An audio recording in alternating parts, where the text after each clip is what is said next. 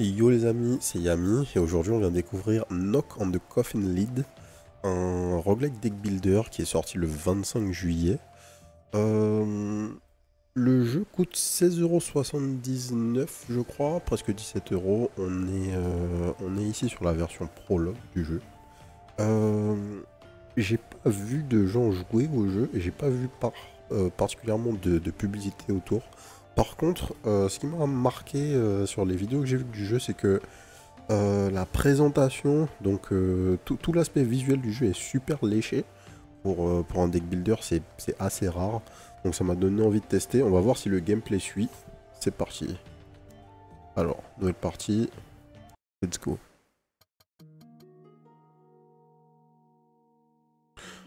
Activer les indices. Salut, dans le tutoriel vous permettra de vous familiariser avec le jeu.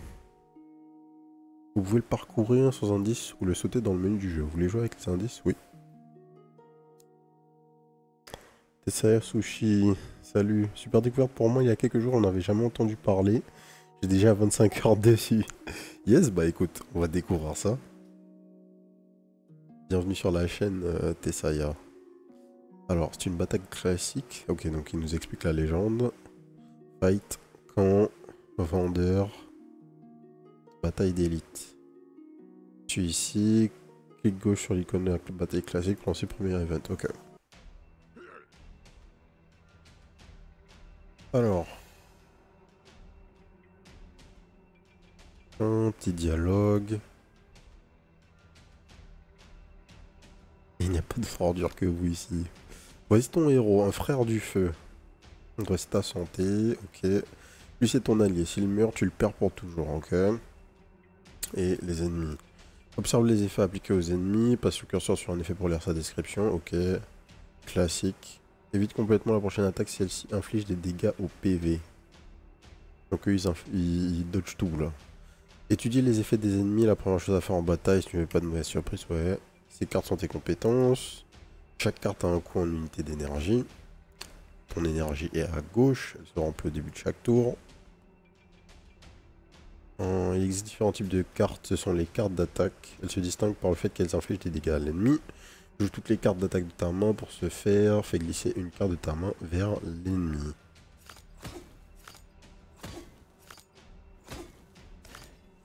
Bim. Niveau plus, je sais que les devs ont fait des OP sponsors à quelques gros streamers. Yes, comme Cocarnage pour les anglophones. Et perso, c'est par ça que je l'ai trouvé. Yes. Ben, moi, j'ai vu ça tourner sur Twitter. Effectivement, j'ai vu Cocarnage en parler. Mais j'ai pas vu d'autres campagnes pub que ça, effectivement. Tu as court d'énergie, clique sur finir le tour pour passer ton tour. Ok. So far, très classique, en fait. On a l'intention des ennemis en haut à gauche de leur tête. Là. Votre tour. Vous êtes accusé de vénérer les démons. Ne me dites pas qui je dois vénérer. Bon, les dialogues en français, ça me bute toujours. Est-ce que vous pensez vraiment qu'un mec, quand tu lui dis on vous accuse de vénérer des démons, lui il va répondre ne me dites pas. Putain. Bref. Survolez l'ennemi avec le curseur pour reconnaître sa cible. Ah yes, là on voit du coup l'ennemi va attaquer ton héros. Il s'agit de cartes de compétences. Les cartes bleues sont les compétences. Contrairement aux attaques, elles n'infligent pas de dégâts. Les compétences en haut permettent de bloquer. Joue-les. Gagne 12 de bloc, gagne 9 de bloc. Augmente le blocage des gardes de 1.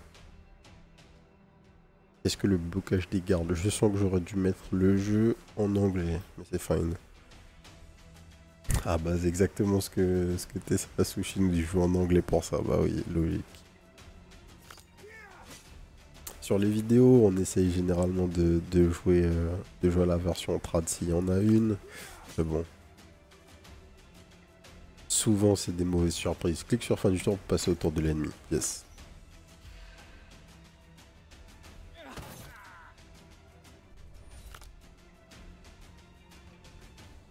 Manquer... Alors, l'ennemi a ajouté une carte d'état à ta pioche. Yes, les états sont des cartes nuisibles qui encombrent votre main et ont un effet négatif. À la fin de la bataille, toutes les cartes d'état sont retirées de la pioche. Du du classique juste là. Jusque là, pardon. Pour le Seigneur, j'ai pas pu lire. Vous allez tomber, nous avons de puissants mécènes. Je suis dégoûté même à l'idée de vous cracher dessus. Oh mon dieu, les dialogues. Les cartes viennent en main depuis ta pioche. Pour pas croire ta pioche, clique gauche dessus. Yes. Boum. On a 2 cartes qu'on n'a pas vues là dans les cartes d'attaque. Et on a notre statue. Pour retourner au combat, faites un clic gauche sur le bouton X. Yes. Ok. Personne ne va t'attaquer, ce qui signifie que c'est le moment idéal pour jouer une carte de talent. Les cartes de talent se distinguent par le fait qu'après avoir été jouées, elles sont retirées du jeu jusqu'à la fin de la bataille. Une carte de talent. En subissant des dégâts de santé, gagnez 1 de force. Ce sont les pouvoirs de Slay the Spire. Le héros a gagné un effet d'une carte de talent. Survole là pour la description de l'effet. En subissant des dégâts de santé, gagnez 1 de force. Yes. Il te reste 1 d'énergie, joue une carte. Bim. Les cartes de talent vont dans la défausse. Tu peux voir la défausse. Bim bam boum. Fin du tour. Alors, pour l'instant, ma question c'est quelle va être la différence entre ce jeu et n'importe quel autre deck builder. Pour l'instant, dans le gameplay de ce qu'ils nous ont montré, ça a l'air très très classique. On va voir où est-ce que le jeu compte tirer son épingle du coup. L'ennemi a ajouté une malédiction à ton jeu. Les malédictions sont des cartes nuisibles qui encombrent ta main et ont un effet négatif. Contrairement aux cartes d'état, les malédictions ne sont pas retirées de la pioche à la fin de la bataille. D'accord, tu les gardes. Faudra les supprimer somehow. Tu as tiré une carte d'état. Sa description indique que tu dois la brûler. Ce mot est surligné en bleu. Ce qui signifie qu'il a sa propre description. Survole le mot brûler pour lire la description de cet effet. Brûlante. Lorsqu'elle est jouée, elle est retirée pour le reste du combat. Éthérée, brûle à la fin du tour si elle reste en main. Ok. Hop, tu joues la carte. Et elle disparaît. Les cartes de ce type ne sont pas défaussées lorsqu'elles sont jouées, mais brûlées. Pour voir les cartes brûlées, clique avec le bouton gauche de la souris sur l'icône de la flamme. Tac, tu vois toutes les cartes qui ont été burn. Tu as des bonus d'objets, survole-les pour lire les descriptions, donc il y a du stuff. 6 PV supérieur à 80%, gagne 2 points de force, ok. Il y a des potions qui peuvent être utilisées. Utilise l'élixir d'armure. Boum. Bah, les ennemis pour continuer l'entraînement. Ok. Alors. Surtout qu'il y a beaucoup de narration. Pour un premier jeu d'un studio indé, il y a énormément de voix de bonne qualité. Et les musiques aussi sont vraiment bonnes. Ouais. Globalement, c'est ce que j'avais vu juste en regardant de loin un peu le jeu, le trailer sur Steam et tout ça. Comme je disais au début de la vidéo, c'est que la présentation du jeu, donc vraiment les graphismes, les sons, les voix, la narration de manière générale avait l'air plutôt bien amené. Et c'est assez rare dans un deck builder quoi, d'avoir ce niveau de présentation. Il nous reste deux de mana. Maillet. Infliger 11 points de dégâts 3 fois des ennemis au hasard. Ouais. Let's go. Et on finit notre tour.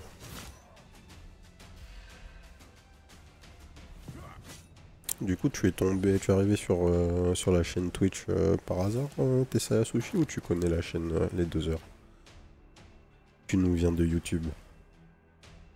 Inflige 17 dégâts. Les dégâts infligés par les fentes sont augmentés de 1. Ok. Donc, on n'a pas de quoi dodge de toute façon.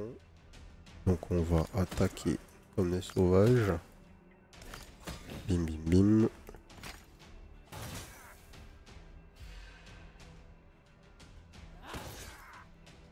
J'ai cherché par le jeu, je rentre d'une grande journée, je voulais chill devant le jeu. Ah bah nickel, bah écoute, bienvenue sur la chaîne. Dans la description de la chaîne Twitch, tu pourras retrouver notre chaîne YouTube.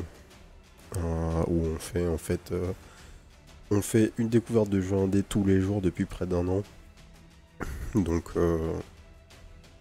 t'es tombé dessus par hasard parce qu'aujourd'hui je teste ce jeu, mais on fait que ça, découvrir des jeux indés sympas. Donc si ça t'a plu, il y a de grandes chances que tu trouves ton bonheur sur la chaîne YouTube. Jette un œil. Alors, l'ennemi va se défendre, donc on va attaquer. Et c'est le GG. Alors, en guise de récompense, tu peux recevoir une carte de ton choix parmi les 3 proposées. Choisis la carte qui te plaît et clique sur prendre. Si aucune des cartes ne te convient, clique sur ignorer. Ok. Armure éthérée. Éthérée. Gagner 10 de blocage et 1 insubstantialité. Oh putain. Insubstantialité, c'est genre intangible. Oh là là, la traduction, mon dieu. Spectralité. Les dégâts subis lors de la prochaine attaque sont réduits à 1. Ok. Dévastation. Éthéré inflige 20 points de dégâts. Ou profiter. Inflige 6 points de dégâts. Si l'ennemi est à découvert, gagner 10 blocages. Donc il faudrait pouvoir placer à découvert sur l'ennemi pour que ce soit fort. Gagner 10 de blocage et 1 insubstantialité. Ça a l'air fort. Tu as reçu un objet en récompense. Clique sur prendre pour ajouter à ton inventaire. Ok. Une popo. Let's go. Ouvre ton inventaire pour changer d'arme. Bim. Pour équiper ton héros d'une nouvelle épée, place le curseur sur l'épée, maintient le bouton gauche de la souris, ok. On glisse déposer. Par contre, j'aurais aimé voir les stats de l'arme, ça aurait été cool. Tu as plus d'élixir que d'emplacement dans l'inventaire, et il te reste encore une bataille à livrer. Tu peux utiliser certains consommables dans le menu de l'inventaire. Pour ce faire, clique gauche sur l'objet, appuie sur utiliser. Bim. Donc, clique gauche sur le bouton X permet de revenir à la carte. Ok. Donc un truc que j'aimerais là, c'est voir les stats de mon épée, mais on verra après. Pour consulter ton jeu, clique gauche dessus, yes. Tac tac tac. Un menu de recherche pour le deck, c'est tellement bien. Le nombre de deck builder, on n'a pas ça. C'est vraiment bien d'avoir ajouté ça dans le jeu. Un clic gauche sur l'icône de camp pour lancer le deuxième event. Bim. La journée s'est bien passée, nous avons brûlé 2 villages. Ces gens ne sont pas dignes de pitié. Ils laissent entrer chez eux des saletés contagieuses. Les démons dévoreront leurs âmes et asserviront leur corps. Ah ouais, mais ça rigole pas du tout là. Ils ne peuvent être sauvés. Nous sommes arrivés au mur du château, c'est la citadelle des cauchemars. La nuit, je suis hanté par des pensées angoissantes. La vraie bataille est proche, mais les renforts ne sont pas toujours là. Ne sont toujours pas là. Ils sont passés par le chemin du marais pourri. Qu'est-ce qui a bien pu se passer? Alors, au camp, tu peux te restaurer ta santé et t'entraîner pour améliorer une carte. Ok. On peut upgrade une de nos cartes. Boum. Disons, je veux upgrade la carte qui buff les autres fentes, là. Ça. 12, augmente le dégât des fentes de 2. Ok. Bim.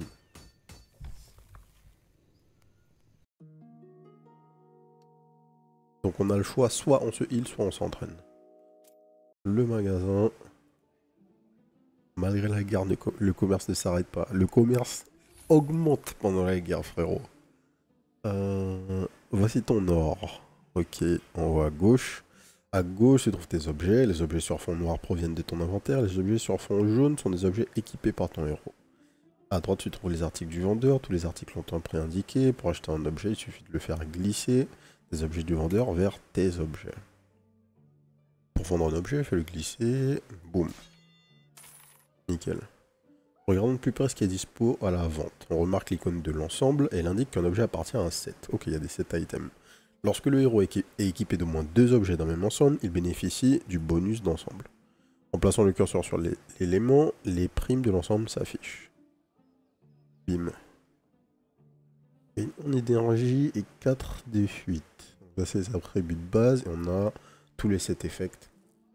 Si vous n'avez pas de blocage à la fin du tour, gagnez 1 point de fuite. À la fin du tour, récupérez 5 PV pour chaque point de fuite, etc. Alors un truc, c'est que quand on hover sur la pièce et qu'on voit les items, enfin les set effects, on ne peut pas hover sur un des mots-clés des set effects. En tout cas, pas depuis le shop. Certains objets ajoutent des cartes objets à ta pioche. Place le curseur sur l'objet pour voir ces cartes d'objets. D'accord. Frappe de champion, danse elfique. Ah, c'est fort, hein. Du coup, tu as des objets qui t'ajoutent des cartes. Comme tu t'en souviens, tu as une malédiction dans ton jeu. Pour l'éliminer, clique sur retirer la carte. Classic shit. Service est payant. Et le coût augmente pour chaque carte. Alors. Malédiction, elle est là. Boum. Une fois les achats terminés, clique sur le bouton X, ok. Donc, ouais, est-ce que... Attends, on n'a pas la possibilité de... On peut pas over sur les mots-clés qui sont présents sur les set effects. Ça, c'est vraiment dommage. Ça, c'est autour des effets de fuite, du coup. Il gagne 5 de force et 5 d'agi. Et les deux cartes infligent des dégâts égaux à 30% des PV actuels de la cible. What the fuck? Inflige 6 points de dégâts et gagne 1 point de fuite. C'est vraiment fort, ça. Et...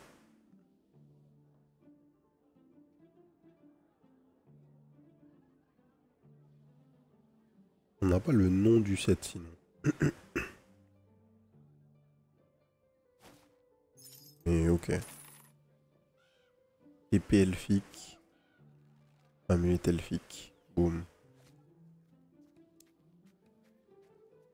Allez, on achète une popo. Ça va sûrement être la fin du tuto. On va redémarrer de toute façon. Fuite égale évasion d'une attaque, yes. Je m'en suis douté. Mais ça aurait été bien de pouvoir voir, quoi. Tout simplement. Alors. Petite chose. On va équiper l'amulette. Et donc là, est-ce qu'on voit... Oui, on voit quand le set effect est activé. Pas mal.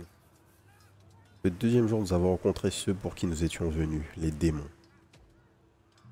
Bam bam bam. Détourner l'attention vers soi, courir à la rescousse. Donc, il était facile et agréable de tuer les serviteurs. Ils ne sont pas nos égaux. Nous nous sommes préparés toute notre vie à un combat contre leur maître. Mais les démons étaient trop nombreux. Ils ont continué à se battre sans relâche et nous nous sommes battus sans relâche. J'ai abattu quelques démons, mais ils ont été remplacés par des créatures plus grandes et plus fortes. Lorsque les premiers appels à l'aide se sont fait entendre, j'ai senti que nous ne gagnerons pas ce combat. Détourner l'attention vers soi, courir à la rescousse. Courir à la rescousse. Nous avons décidé de rester unis jusqu'à la fin et de ne pas reculer. La fraternité du feu ne peut être brisée. Mais le héros là, il rigole pas. Hein. Il est là pour tuer, il n'y a pas d'histoire. Alors, en suivant des dégâts de santé, gagner 1 de force ou gagner 12 de blocage. Les mecs vont tous m'attaquer. Ok. On a beaucoup de mana, hein, en fait, en vrai.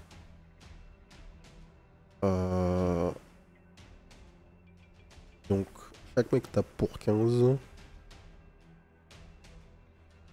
Là, je vais prendre 3 de dégâts.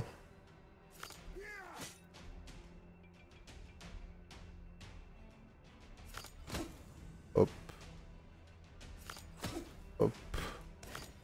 Hop, c'est bon. Lui, il a perdu ses stacks. Les attaquants perdent 1 PV par point de barbelé. Et armure, à la fin du tour, gagnez 1 de blocage pour chaque point d'armure. Si vous subissez des dégâts de santé à cause d'une attaque, vous perdez 1 d'armure. Ok, donc il va falloir faire descendre leur armure.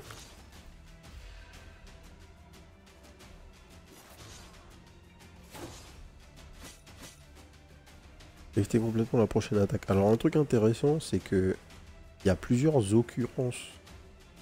Il est censé m'attaquer 3 fois, mais ça a utilisé une seule de mes stacks de fuite. C'est fort.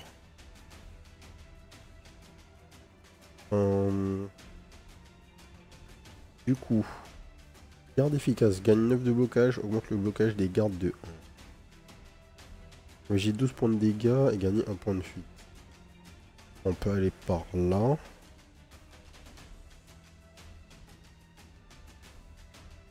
fait, on va full taper. Hein. 2 fentes florissantes. Into fente. Into danse elfique.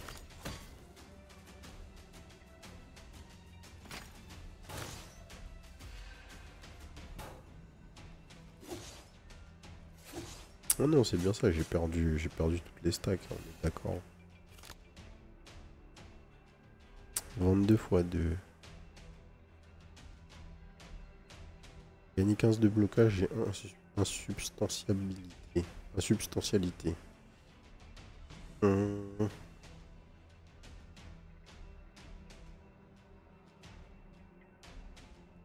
On va jouer armure éthérée. Le truc intéressant, c'est quoi? Quand t'es éthéré, ouais, ça brûle à la fin du tour anyway. Donc faut forcément la jouer cette carte. Brûlante. Alors j'ai 9 points de dégâts 3 fois des ennemis au hasard. Ouais. Réduit de moitié tous les blocages et soins obtenus grâce aux compétences. Ça a l'air un peu léger en damage là pour tuer des mecs qui posent des 45 de shield tous les tours là. Je crois qu'ils veulent qu'on lose. Hein. Hop, 12 de blocage.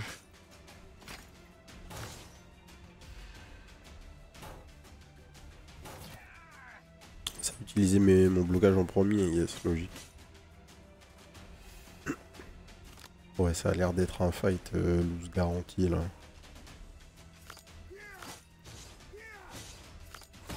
Au vu des stats de nos amis.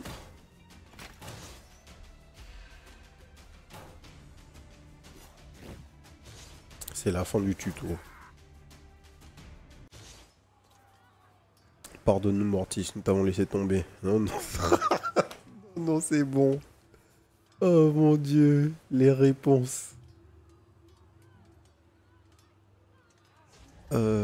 Ok. Passons. Oh putain, je parie sur les démons. Yolande prendre.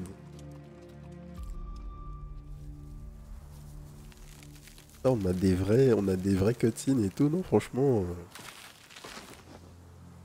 pas mal du tout. Et je crois que le jeu démarre quand on choisit notre perso dans la crypte en fait.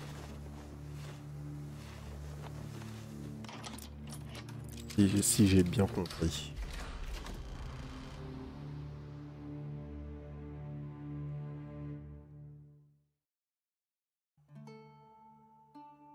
Alors. Facile, normal, hardcore, terrible. On va start en normal.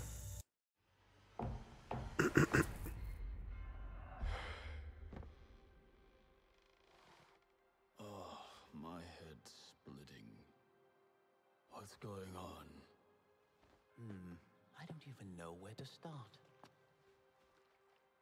What are you interested in the most right now? Where are we? Somewhere between the elven fortifications and the Heathlands, in the tomb of Ingvar.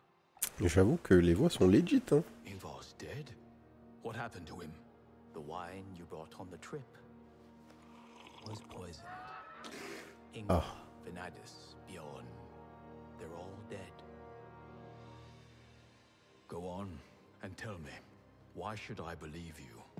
It's easy to see I'm telling the truth because their coffins are next to yours. You all died.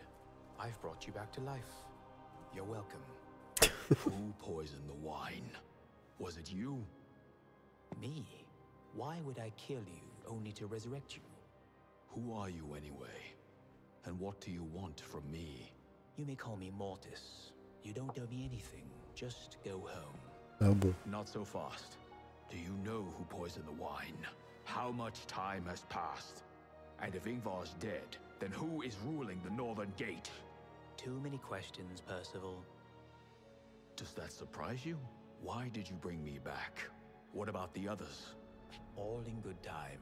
I'll tell you when we meet again. I'll figure things out on my own.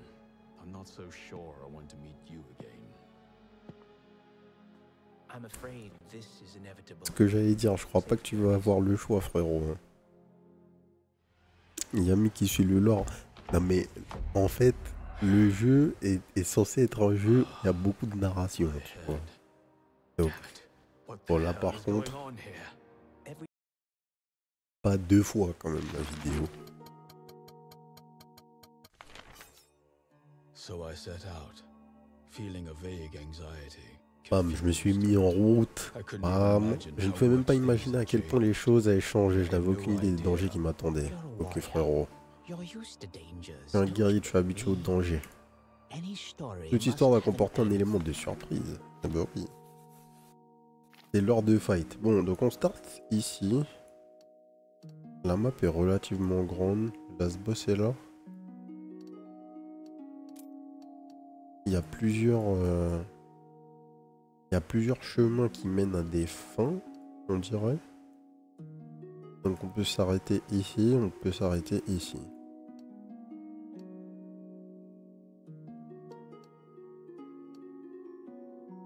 Et on démarre dans un de ces deux spots. Ok, on a le même deck, on dirait. On va start au pif, là. La scène était différente. Du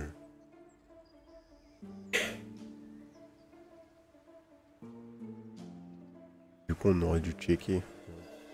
RIP. Alors. Menu de blocage adaptive. Adaptative, qu'est-ce que c'est? Du coup, comprend des options spéciales pour évoluer vers une carte différente. Comment ça? Ah, d'accord. On peut aller vers 12 de shield ou 16 de shield. Le principe de recommencer une run, c'est pas juste du gameplay, c'est un vrai impact sur l'histoire. D'accord, donc c'est vraiment un jeu où le lore est intéressant. Le lore se doit d'être intéressant, en tout cas. Ok.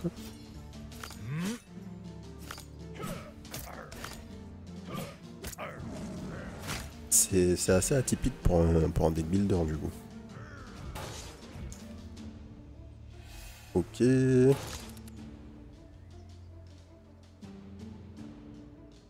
Bim, on shield. On tape. Et c'est le GG. On a de l'or. Qu'est-ce qu'on récupère comme carte? Alors, rue et gagner 4 points de force pour une attaque. Si le personnage est à découvert, il fait doubler. Gagne 10 de shield et défausser une carte au hasard. Si l'ennemi a l'intention d'attaquer, gagne 7 de blocage. Ok, on va prendre ça. Les nains ont attaqué la frontière. Ce n'est pas étonnant. Ils ont toujours considéré que cette terre leur appartenait et ils rêvaient de la purifier des elfes. Seul Lord Ingvar a réussi à contenir leur agressivité. Ingvar a essayé de maintenir la paix, mais hélas, il a été empoisonné. Et son jeune frère, héritier Sigismund, n'a rien fait pour empêcher les fuyants de sang. Bah, les frérots nous attaquent. Nous, voilà, on fight. Je suis pour Sigismund, moi. Alors pareil pour le fait que les persos se débloquent au fur et à mesure. Si tu jouais direct le troisième, tu comprendras rien à l'histoire, d'accord. Donc vraiment, il y a une volonté de build le monde qui t'entoure dans le jeu. Ok. Alors, on va gagner 8 de shield. Et c'est tout. Inflige 10. Inflige 8. Hop. Il gagne des damage. Gagne un point de dégâts à chaque fois qu'on le tape. Enfin, par point de force, pardon. Et il a 2 points de force. Là, il prend le double des damage. Enfin non, il prend 50% de dégâts en plus, pas du tout le double.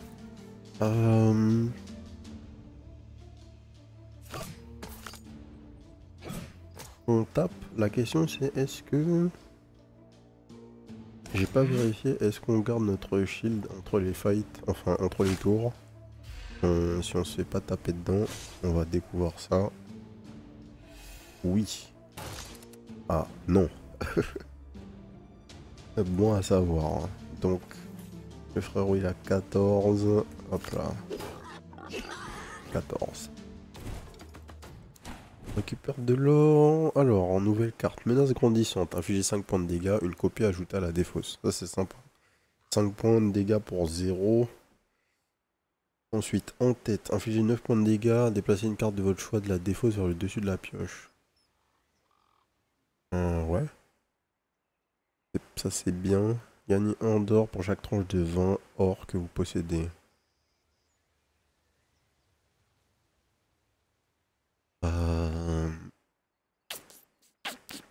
En tête c'est mieux je pense. Avoir un peu de contrôle sur la pioche. N'hésite pas à lire les passifs sur le perso et les mobs. Yes. Donc tu vas écouter mon conseil et tu es rentré chez toi? I went to Je suis allé voir Sigismund, le jeune frère d'Ingvar et l'héritier du trône. Pourquoi faire? Enfin, à quelle fin? Comment cela, à quelle fin? Tout d'abord pour savoir ce qu'il faut faire. Je voulais dire à Sigismund tout ce que je savais et entendre tout ce qu'il savait. Je voulais m'entretenir avec lui et élaborer un plan pour l'avenir. J'étais certain qu'il ne laisserait pas la mort d'Ingvar impunie. Nous avons tous deux beaucoup à découvrir. Plus j'avançais, plus je trouvais de raisons de rencontrer Sigismund. Commençons par le début. Je capte pas trop lui là, le nécro. C'est quoi son rôle? Qu'est-ce qu'il veut? Qu'est-ce qu'il veut faire en fait? Soit on va vers un event. Et du coup on commence à aller à droite. Il y a même un chemin où on fight quasiment pas en fait par là. Ou bien on va rester sur le milieu, faire quelques fights. Le camp, ouais je pense qu'on va faire ça. On va rester sur le pathing du centre.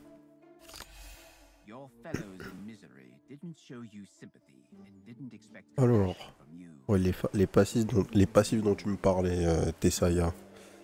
Polyvalent, au début de la bataille, gagnez 5 points d'armure. Si aucun dégât de PV n'a été subi au tour précédent, gagnez 2 de force au début du tour. D'accord.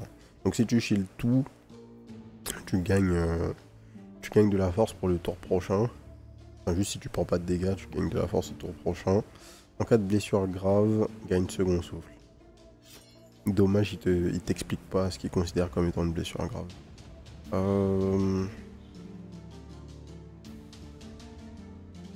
Donc on se shield.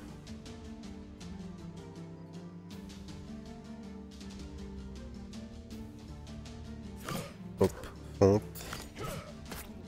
En tête. On remet les 8 de shield en haut du deck.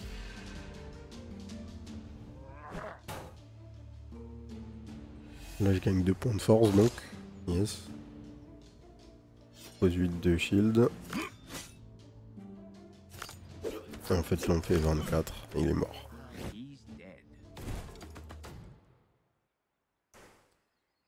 Il va taper à 5, t'as déjà 5 d'armure, donc je vais gagner 5 blocs de base. En fait, quand t'as 5 de blocs, le bloc que tu vas gagner, il s'active au moment où tu fais fin de tour.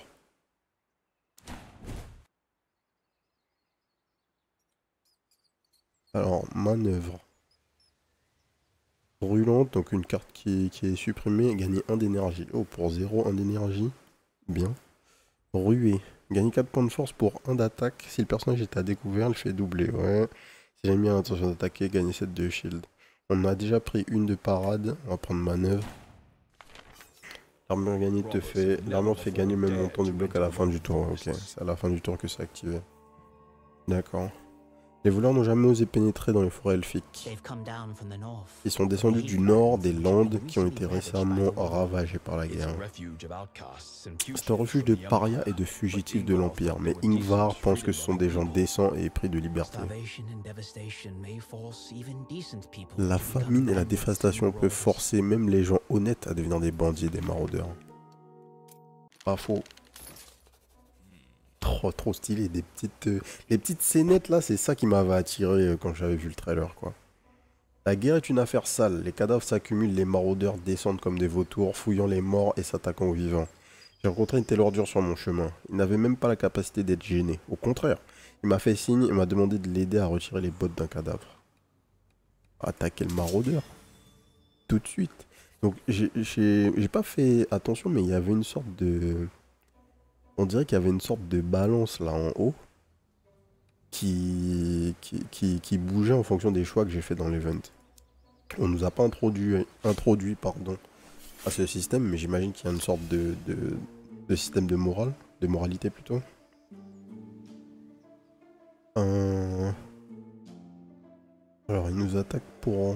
Non, juste il nous vole 10. Non, il inflige des dégâts et il vole. Ok.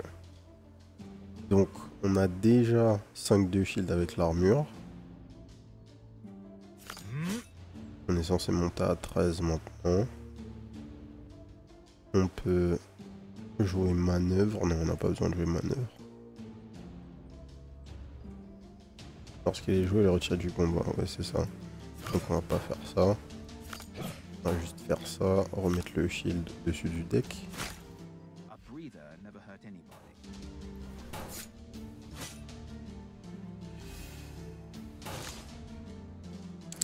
Ça c'est relou par contre. Ouais, gagner 2 points d'armure, ça c'est cool. Ah, et c'est la fin du tour.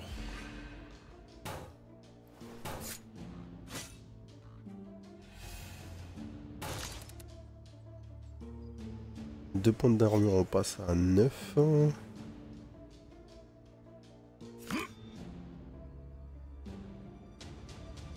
J'aurais juste dû... Ouais, j'aurais pu juste attaquer tout ce tour, c'est pas très grave.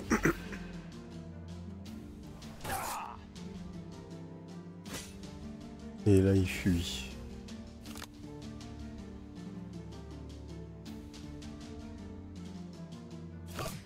On n'a pas le DPS de toute façon. Hop là.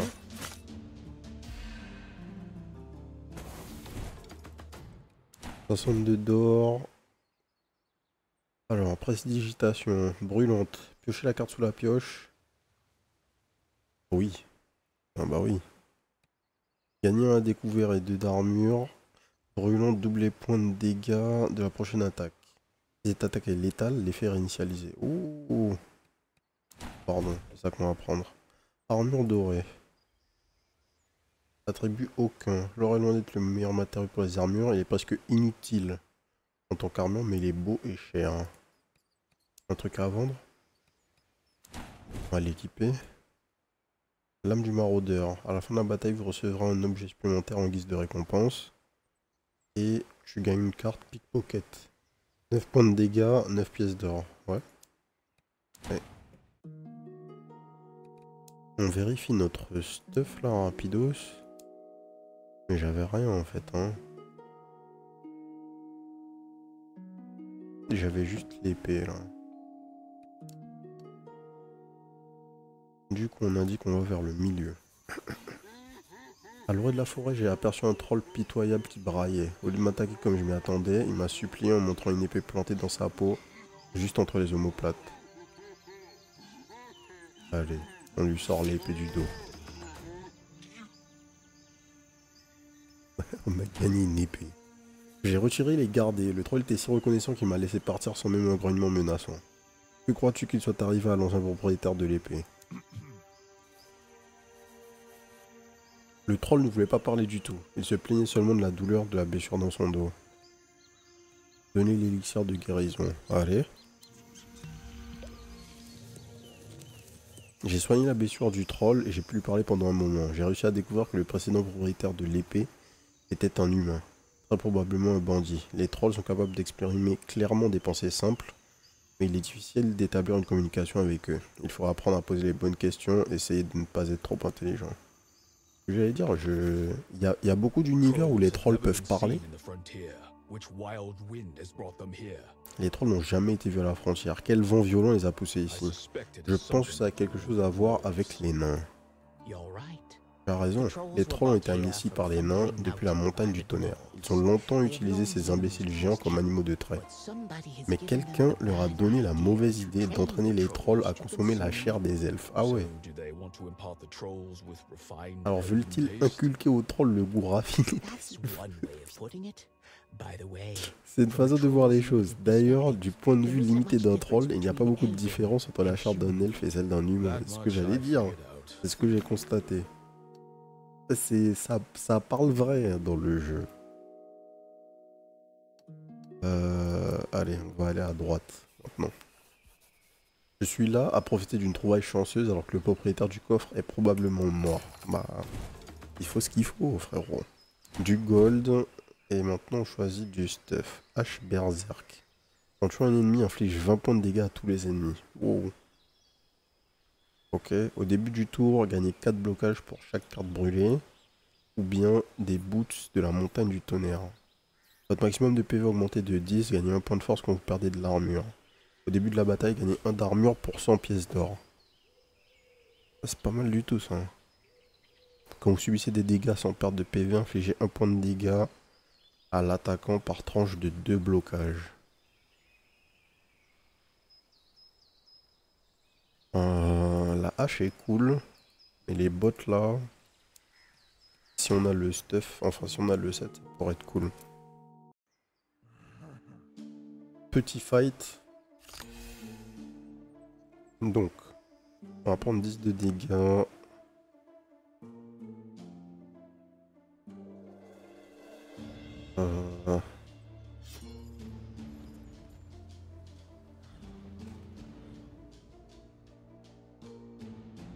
Est-ce qu'il y a un play?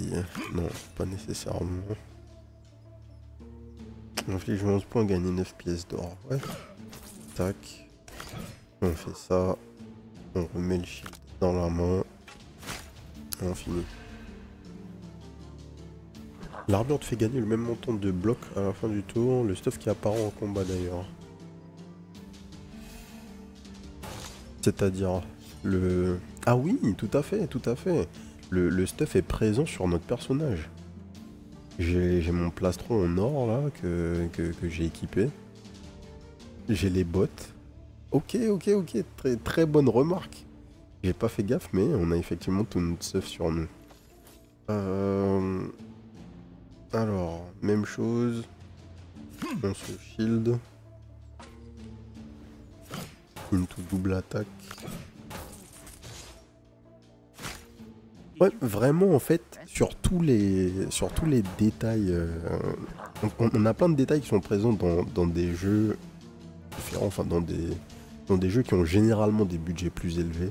Ils ont des détails de présentation qui généralement sont absents des deck builders, qui là sont présents, c'est vraiment agréable, quoi. S'il y a une intention d'attaquer, gagner cette de blocage.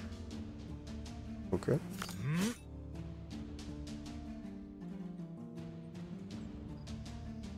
Donc là je peux le tuer en fait. J'aurais même pas eu besoin de faire ça, j'ai un peu mal joué du coup.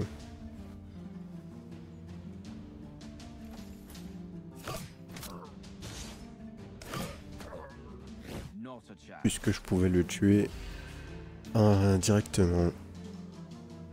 Ok, là j'ai pas besoin.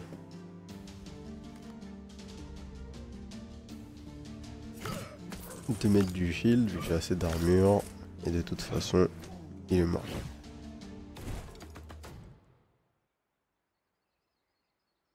Au Carnage a décrit le jeu comme ça, et je suis d'accord, c'est un jeu indé qui fait pas du tout indé. Ouais, c'est exactement ça. Et il y a une volonté de faire un jeu au-dessus en termes de production, quoi. Si l'ennemi a l'intention d'attaquer, gagner 2 points de force. Oh. Inflige 9 points de dégâts, déplacez une carte de votre choix de la défausse vers le dessus. Gagnez 2 baumes, faut les 2 forces à la cible. C'est quoi les baumes? Au début du tour, rend 1 PV par point de baume. Okay. Bonne question. Bonne question. On va reprendre un en tête. Je trouve que c'est fort. Casque de la liberté. Au début du tour, piocher une carte. Donc tu pioches une carte de plus tous les tours. Votre maximum de PV augmenté de 10, gagnez 2 points de baume. C'est les bots. Votre maximum de PV augmenté de 20, gagnez 3 points de résistance. Ouais, de 20 c'est pas mal. Par contre, j'ai pas de casque. Donc ça rentre directement dans le stuff. Au début du tour, prochaine carte. Ouais.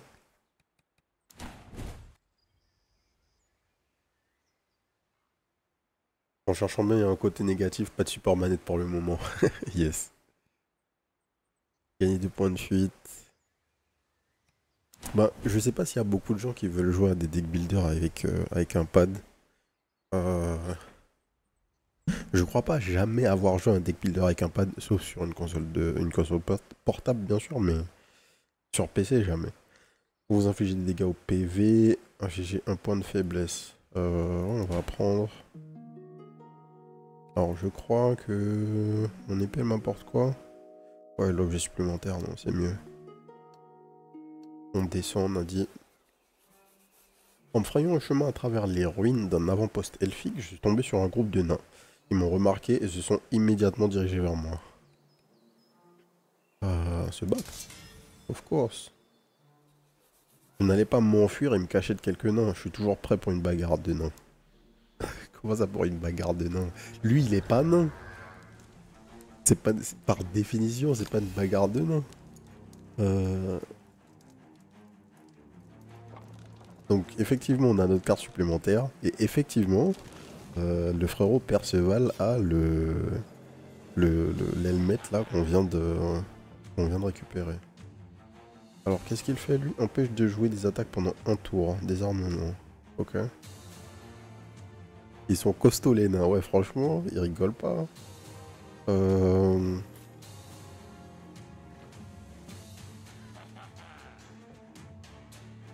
10.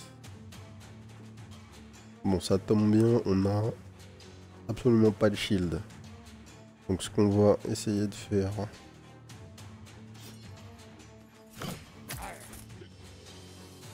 Ah oui, c'est vrai, j'ai pas checké leur passif. Bien vu, bien vu.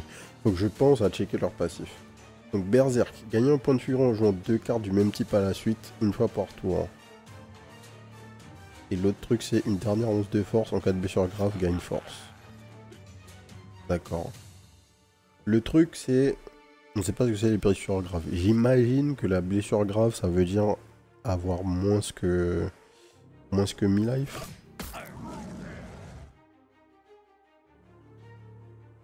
Gagne un point de furie en jouant 2 cartes du même type à la suite. Ah mais d'accord, j'avais pas compris. C'est quand le joueur joue 2 cartes du même type à la suite, le passif adverse s'active. Fair enough. On va prendre 18 dégâts, on va prendre comme ça. On a déjà joué 2 cartes, donc... Bah non, là ça va se réactiver si je rejoue une carte. C'est ça.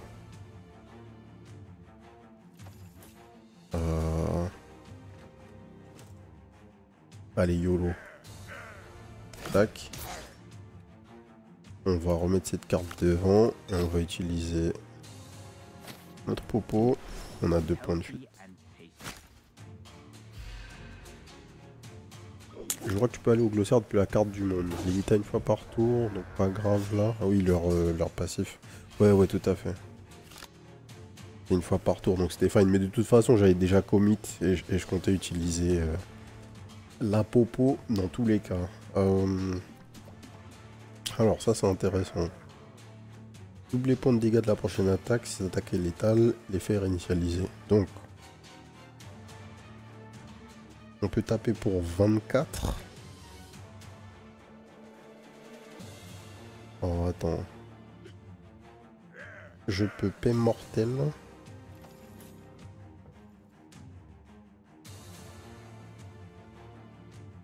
Paix mortel. Ça va encore me faire utiliser 2 cartes du même type. C'est pas très grave. Paix mortel. Ça.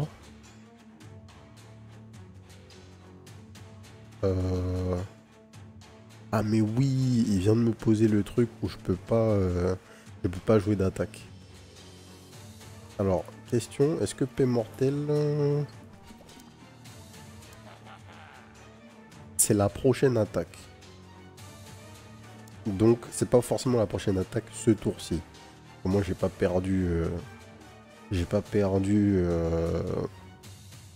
l'effet de ma carte, mais vu que j'ai attaqué... Enfin, j'ai fait 2 compétences d'un coup. J'ai appliqué Berserk sur les mecs. Rip. Garde ma stack de paix mortelle, c'est l'important. Viens ici, grosse mauviette. Frère, vraiment, hein, les traductions FR par contre. C'est irripant. Du coup...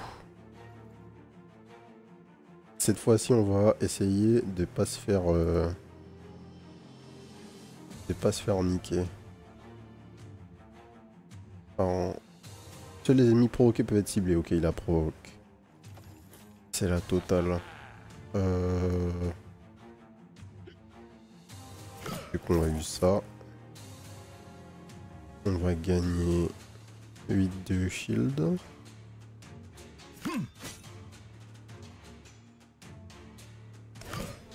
On va réattaquer.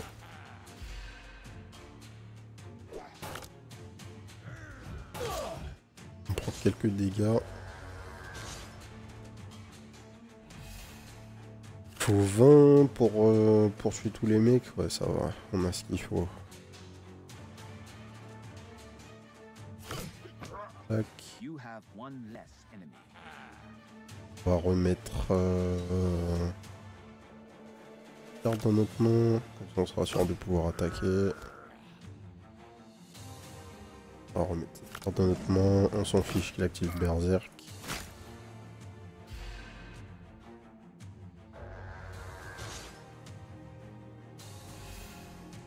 Tac.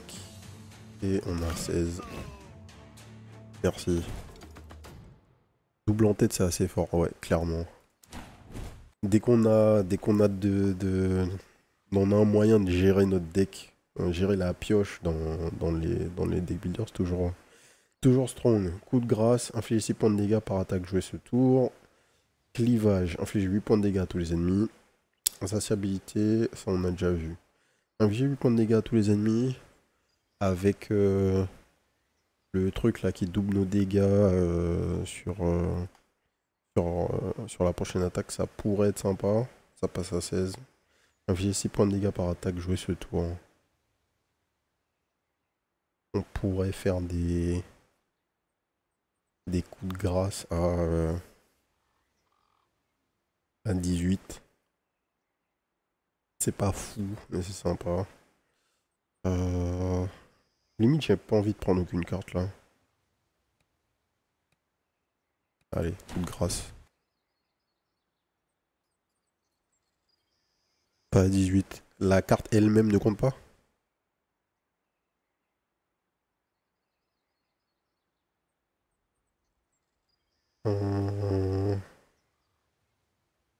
Coup sec. Ah mais oui, tu as raison, c'est une compétence en fait. C'est ça? Tac. Coup de grâce. Coup de grâce. Infliger 6 points de dégâts par attaque jouée ce tour. Et la carte, c'est une attaque elle-même. Donc je pensais que elle aurait compté comme la troisième attaque. Et du coup, on aurait dit le 18. Vu que c'est une carte d'attaque.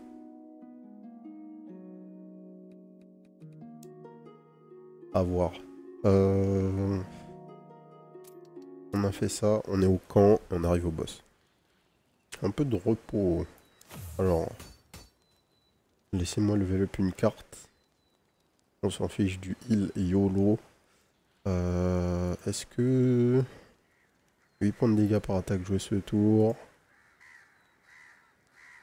Le level up de ça c'est quoi? Déplacer une carte de votre choix de la défausse vers le dessus de la pioche. Pour 0? Ah oui. C'est instant. Pareil, s'il y a des cartes qui ont des buffs sur le nombre de cartes jouées ce tour, si tu la joues en premier, ça fait rien. Oui, forcément, ça y a pas de problème. Mais je parle si tu jouais la carte, si tu joues coup de grâce en dernier, si tu joues 2 attaques, puis que tu joues coup de grâce en dernier, la carte elle-même n'est pas considérée comme une attaque du coup. Un peu bizarre. J'ai beau essayer, je me souviens pas comment je suis arrivé à la frontière, ni comment je suis mort. J'ai accompagné Ingvar dans une mission de maintien de la paix à la frontière. Les nains et les elfes étaient au bord de la guerre. Seul le seigneur de la Porte du Nord a réussi à les amener à la table des négociations. Mais la disparition mystérieuse de votre groupe a tout gâché.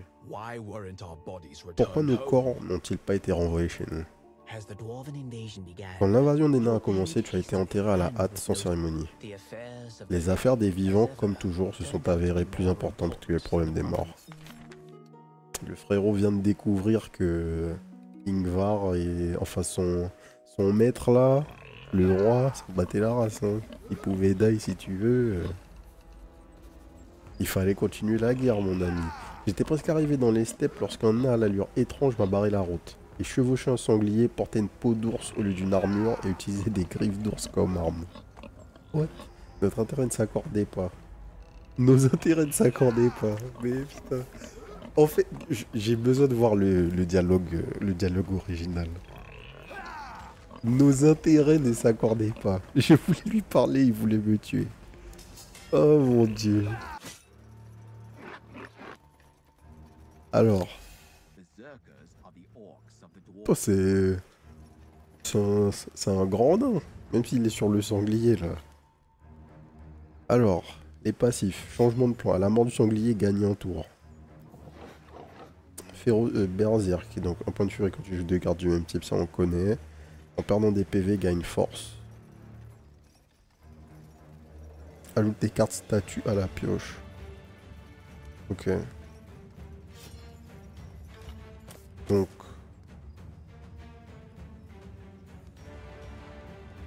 On va commencer par ça. Gagner d'énergie. On va faire fente. On va faire down. Et on refait en tête. On remet un blocage dans notre main.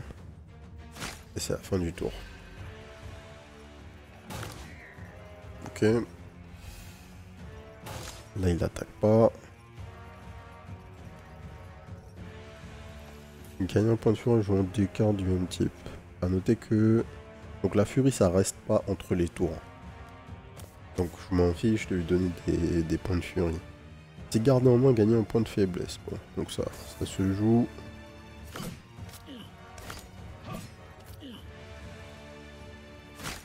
Hop.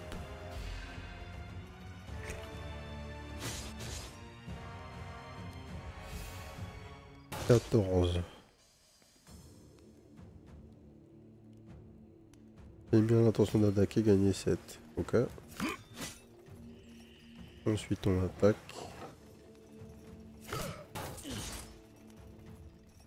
On a 12. On n'a pas assez. Ah, mon est stuck en fait. Je peux pas jouer cette carte puisque je ferai 12 de... Je ferai 12 de dégâts, je lui donne furie. Là on prend déjà 18. On va juste s'arrêter là, enfin on prend pas 18. On va prendre 6. Ouais, on va s'arrêter là. Ah, quoique. On va prendre plus que ça. Près d'une moitié de tous les blocages et soins obtenus grâce aux compétences, d'accord. Faut tout de suite utiliser fragilité. Sinon ça va nous mettre dedans. Y'a quoi dans ma défaut? C'est rien pour l'instant, ok.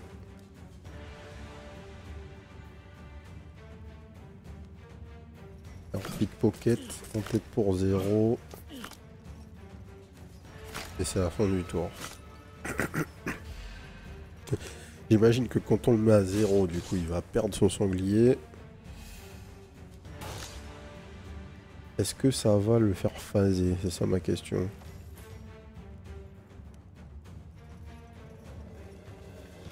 On va tester.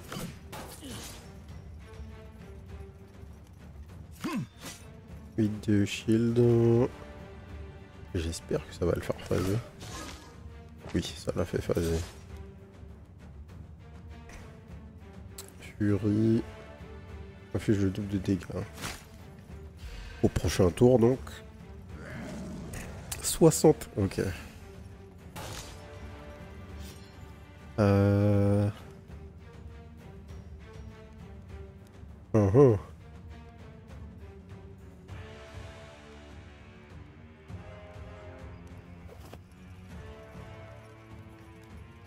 Commencer par...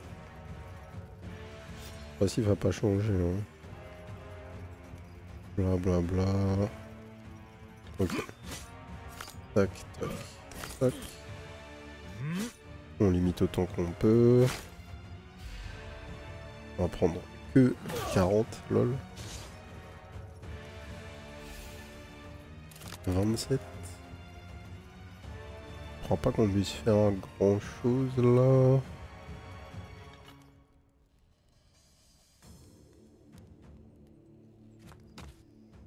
« 18, ouais on est dead hein. On est dead.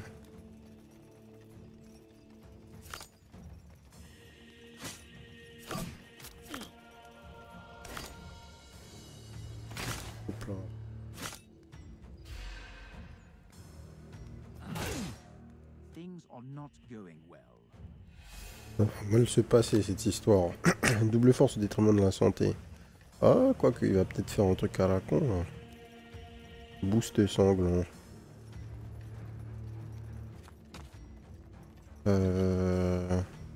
Je peux lui faire proc sa furie, ça me gêne pas. On va attaquer. Ah. Attends, il a changé de... Il y a un truc que j'ai pas compris là. Dénouement sanglant, extension des compétences de combat. Il est passé de on sait pas ce qu'il va faire à ça s'est transformé en intention d'attaque. Ah, rip. Un PV et un rêve. Yes, bah ouais, en fait j'aurais dû jouer les cartes une par une parce qu'il s'est passé un truc. Et subitement il s'est mis à vouloir nous attaquer. Bon, voilà, c'est vraiment le GG par contre. Get ready Ok. for pain.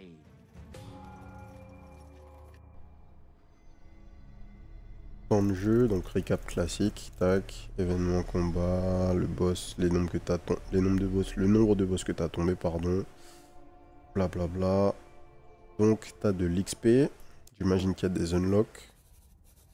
Vous êtes à juste titre contrarié par le fait qu'après la renaissance, vous devez repartir à zéro, mais ce n'est pas tout à fait vrai. Bien sûr, vous perdez toutes les compétences, l'équipement que vous avez acquis, mais il y a quelque chose d'encore plus précieux qui reste, la connaissance. Vous apprendrez votre voie, vos options, ce qui fonctionne, ce qui ne fonctionne pas. Au fil du temps, vous serez affûté pour réussir, et c'est là tout le génie de mon plan. Ok. Donc là... t'as un petit compendium avec des infos sur ton perso. Il y a des niveaux. J'imagine que son passif change. Des cartes qui sont unlock.